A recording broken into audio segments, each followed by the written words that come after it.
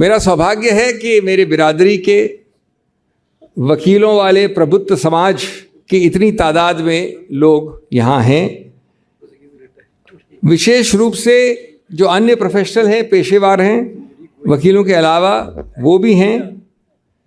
आप लोग, मेरा मानना है, कांग्रेस का ब्रह्मास्त्र हैं। You are a weapon of mass power for any political party and for the constituents of the Aghadi, not merely the Congress. आपका जो प्रशिक्षण है, ट्रेनिंग है, वो आप सबको एक पैना औजार बनाता है।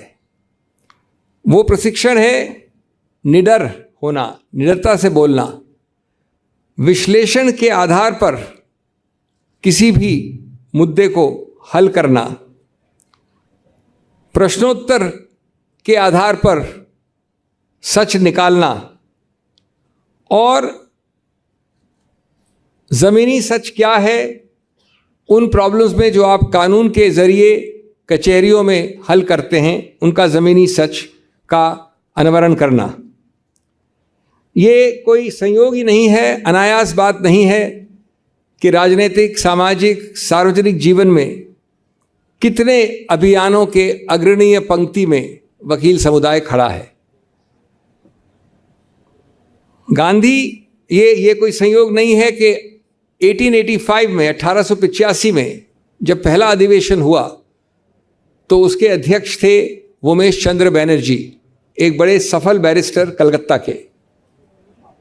गांधी जी ने यहाँ आने के बाद उनको समय नहीं मिला सीधा कानून का इस्तेमाल करने का, लेकिन उन्होंने अपने कई सारे औजार, कई सारे तकनीक, कई सारे अनुसंधान साउथ अफ्रीका में पूरी तरह से एक वकील की हैसियत से किए थे। मोतीलाल नेहरू के जो रिटर्न्स हैं इनकम टैक्स के, उस ज़माने के, जब वो प्रिवी काउंसिल में पेश होते थे, वो देखने लायक हैं। एक तांता है, एक पूरी श्रृंखला है, पटेल से लेके राजगोपालाचारी, लाला लाजपत राय से लेके मदन मोहन मालवीय, सी.आर. दास, ये सभी लोग श्रेष्ठतम श्रेणी के वकील ही नहीं थे, स्वतंत्रता संग्राम और संघर्ष में अग्रणीय पंक्ति पे खड़े थे। और इसी के साथ वो भी सभी लोग जो हमारी संविधान, कॉन्स्टिट्यूएंट असेंबली के स्तंभ थे। आखिर आज जब हम बात करते हैं संविधान बचाओ जनतंत्र जिताओ या संविधान की मूल्यों की बात करते हैं, तो उन मूल्यों को कार्यान्वित किया, पहले सोचा, उनकी संरचना की और फिर कार्यान्वित किया कॉन्स्टिट्यूएंट असेंबली में, संविधान सभा में, ऐसे लोगों ने जिनका कानून से बहुत निकट जुड़ाव था। राजेंद्र प्रसाद, बाबा साहब तो खैर सबसे प्रमुख उसमें। और कम लोग जानते हैं कि हमारा जो प्राकथन है, प्रियम्बल है, एक प्रकार से उसके प्रमुख निर्माता थे जवाहरलाल नेहरू, जिन्होंने ऑब्जेक्टिव्स रेजोल्यूशन बनाने में एक बहुत बड़ा हाथ किया था, जो बाद में प्राकथन बना था। इन सब की कार्यशैली थी सोचना और हल करना मुद्दों को वकील के अप्रोच द्वारा, कानून के अप्रोच द्वारा। और उससे बड़ी थी धारणा कि संस्थाओं को और संस्थाओं की मूल्यों को निर्माण करके एक नया देश, एक नया गणतंत्र बनाया जाए। और यही सब मूल्य हैं जिनका आप जिक्र सुनते हैं, पाते हैं हमारे प्राकथन प्रियम्बल में। तो दोस्तों, आज का जो विषय है, हाँ, आज का जो विषय है उसमें, उसके पहले मैं एक मूल प्रश्न पूछना चाहता हूं। सुप्रिया जी का नाम लिया मैंने, अभी आ गई वो। हमारी स्पेशल कॉलीग हैं राज्यसभा में, अब डिफेक्ट कर गई हैं लोकसभा में। इनके चैरिटेबल एक्टिविटीज़ का मैं आपको बयान दूं तो ये महाराष्ट्र से लेकर उड़ीसा तक चलती हैं। And she is a woman with a heart beating for the under privilege. She does a wide diversity of many activities like that, and I welcome her. In fact, I must share with you that Sharat ji talked to me personally and said, but for the fact that he is in Bid, which is not close to Mumbai, he said he had all intentions to come here, apart from the fact that we are actually under his direct jurisdiction, this being his actual office, this building and this place. But we are so happy to have you, Supriya ji. तो मैं एक इस theme के ऊपर शुरू करने से पहले एक मूल प्रश्न से शुरू करना चाहता हूँ। एक बड़ी विचित्र बात है, ये प्रश्न पूछें आप कि क्यों हुआ ये कि 1930 और 60 के बीच में कई देश उपनिवेशवाद से, साम्राज्यवाद से, इंपीरियलिज्म, कॉलोनियलिज्म से निकले। 30 से 60 देश ऐसे निकले। कोई ब्रिटिश उपनिवेश से, कोई डच कॉलोनियलिज्म से, कोई फ्रेंच से, इत्यादि इत्यादि। और ये एशिया में, अफ्रीका में, ऑस्ट्रेलेशिया में, साउथ अमेरिका में छितरे हुए हैं। और इन सब को देखें अगर आप तो खंडर मिलेंगे आपको यहाँ पर संविधान के, कॉन्स्टिट्यूशनलिज्म के, संविधान के मूल्यों के। तो ये बड़ा रोचक प्रश्न है कि एक सिर्फ भारत उस 40, 50, 60 देशों में है जो इंपीरियलिज्म और कॉलोनियलिज्म से निकला है, जो आज 75 वर्ष बाद एक बहुत ज़बरदस्त गणतंत्र, लोकतंत्र रहा है, बचा हुआ रहा है। तो कहीं ना कहीं तो हमारे निर्माताओं ने, हमारे सूत्रधारों ने सही किया होगा। और इसका मेरे पास कोई जवाब सरल नहीं है कि क्यों हुआ ऐसा। मेरा खुद का जवाब यह है कि हमारी सीक्वेंसिंग सही हुई। गांधी पहले और नेहरू बाद में। गांधी से बड़ा कोई ऐसा राजनीतिज्ञ जो मूल्यों के साथ स्वतंत्रता दिलवा सके, एक आदर्शवादी व्यक्ति, उस पूरे युग में पैदा नहीं हुआ। लेकिन आज़ादी के बाद उन मूल्यों को सुरक्षित रखना, उनको पनपाना, उनको रूट्स देना, जड़ें बढ़ाना, वो नेहरू ने किया। और कुछ कारण रहे हैं, जो भी कारण रहे, हमारे पड़ोसी देशों में ये एक ज़बरदस्त जुगलबंदी नहीं मिली, एक सीक्रेट सॉस नहीं मिला, जिससे आप आज देखते हैं ये हालत। तो दोस्तों, आज जनतंत्र जिताओ या संविधान बचाओ, तो हम इससे क्या मायने क्या है इसका। यद्यपि समय कम है, लेकिन मैं फिर भी संक्षिप्त में बोलना पड़ेगा मुझे कि संविधान के वो कोर मूल्य कौन से हैं। एक है निश्चित रूप से वो शब्द जिसको बहुत ज़्यादा एब्यूज़ किया गया है, the most abused word, secularism.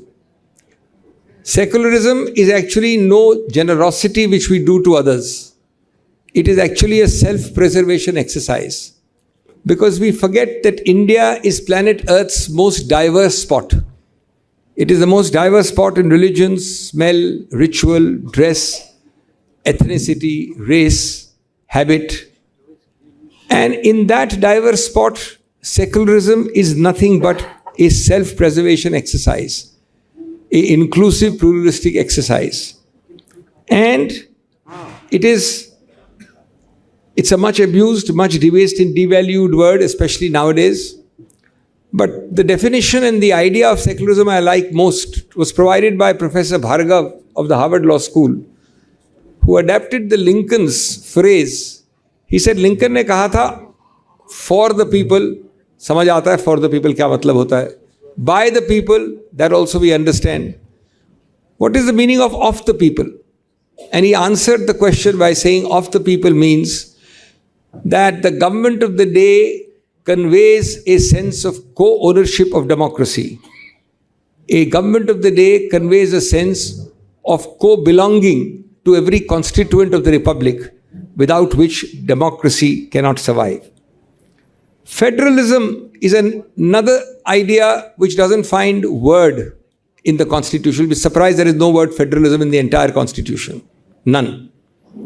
And we have now developed from a unitary structure to a very large degree of federalism, which we have called accidental or inadvertent federalism. But the point I'm making is that on the one hand, we have this great federal structure in operation. On the other hand, what is the reality today? The reality today is that each governor, especially of the opposition states, the states in opposition to the ruling party, is sent as a supari agent to destabilize that government. The governor will not pass bills. The governor will delay bills. I have myself appeared for all the states from Stalin's Tamil Nadu to Mamata Banerjee's West Bengal to other states, where bills have to be even presented after Supreme Court orders. And then ultimately, after adding up number of bills, they will be then referred to the president to obstruct governance. CBI goes into states totally contrary to the federal principle.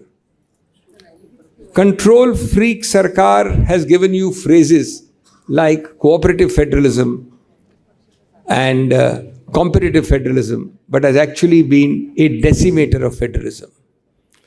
The third value of the Samvidhan which has been forgotten is fraternity, a word in our preamble, but also right from the French and the US constitutions. Fraternity, which links and cross-fertilizes secularism, the ability to carry everyone together, completely forgotten, completely observed in the breach.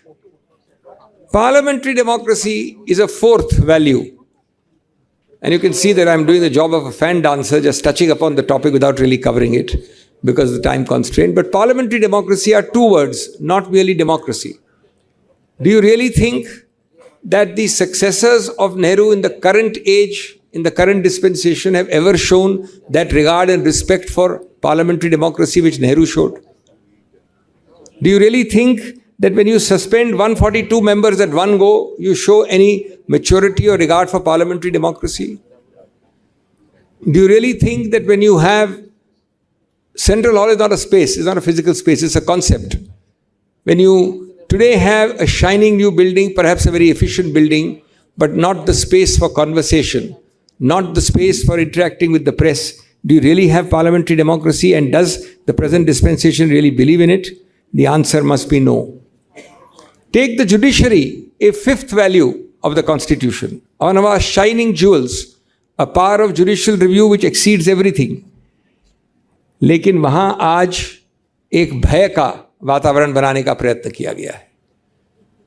2, 3, 5, 7 लोगों के साथ भी अगर किया जाए तो भय का वातावरण बहुत जल्दी फैलता है. मैं देख रहा हूं यहां पर कुछ सेवानिवृत्त न्यायाधीश भी बैठे हैं, और यद्यपि ये बातें पब्लिक में नहीं होती हैं, लेकिन हम सब जानते हैं जिनका संबंध है कानून की प्रक्रिया से कि किस प्रकार से वो बदला गया है. और वफादारी की कसौटी को इतना बढ़ा दिया गया है कि वफादारी की कसौटी पे वो जो मूल्य है संविधान के वो हट गए हैं. मेरे पास सूची है मीडिया की, इलेक्शन कमीशन की, लेकिन समय नहीं है. और मैं ये कहना चाहता हूं कि जब अडवाणी जी ने एक संविधान के आधार पर घोषित आपातकाल के विषय में कहा था, we asked you to bend and you crawled, आज ये अघोषित जो आपातकाल का वातावरण बनाया गया है उसमें ये बात कितनी सही उतरती है हमारे मीडिया के लिए. ये मीडिया को अपने से आप से प्रश्न करना चाहिए. ये मीडिया को पूछना चाहिए कि किस प्रकार से verbal terrorism, visual extremism, biased anchors and skewed participants have made a mockery of what has been called the fourth estate of a constitutional value.